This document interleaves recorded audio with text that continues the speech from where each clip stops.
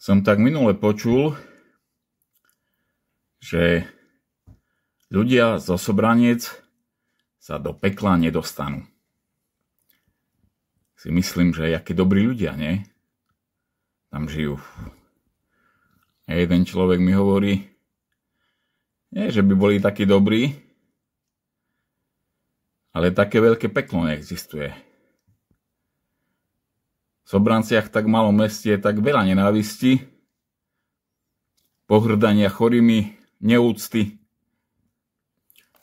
To pozorujem napríklad, keď chodím do kostola, piatok, alebo neviem kedy, hej,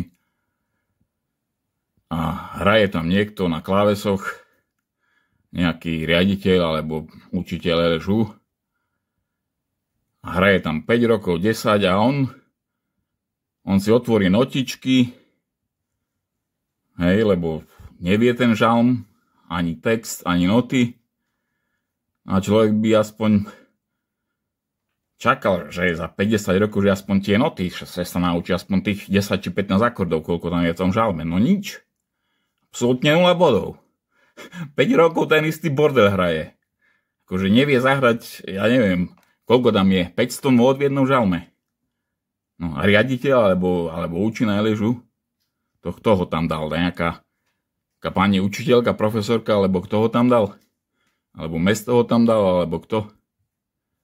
Stačí si zobrať kameru, natočiť sa a sledovať, či presne hrajem to, čo je v notách, a potom mať úctu k autorovi tých nôt, k autorovi toho žalmu, lebo ten žalm má niekoľko storočí, a naučiť sa ten žalm z pamäti a naučiť sa tie noty z pamäti a naučiť sa tých 14 000 alebo koľko, hej, skladieb do kostola a ísť tam pripravený a mať úctu nejakým hodnotám, ktoré sú tu veľmi dlho. A nie, otvorím notečky, hrajem do blúdu, ako mimo rytmus, mimo úplne, ja neviem, dávam tam akordy, že tam emol, on tam dáva nejaký G, niečo, G-dur, akože to ľudia nepočujú, alebo čo?